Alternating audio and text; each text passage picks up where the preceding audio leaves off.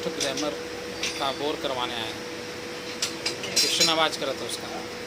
5-6 महीने पहले ब्लॉक डाला था, तो दूसरा पिस्टन लगवाना है उषा का।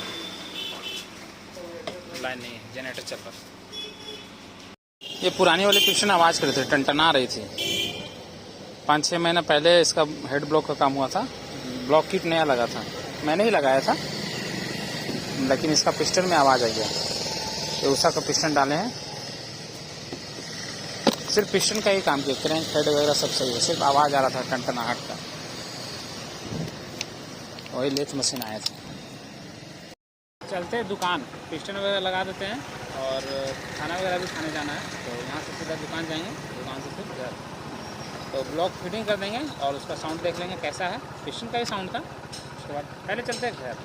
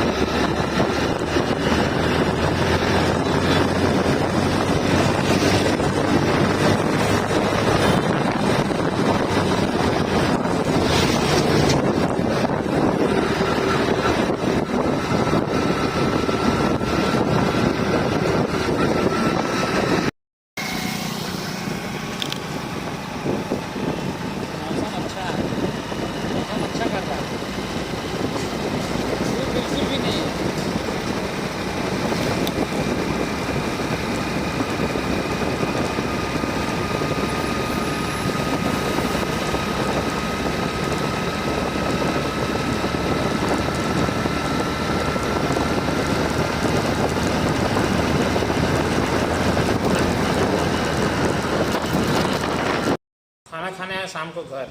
अभी छोटिया भी मेरे साथ खा रही, देखिए।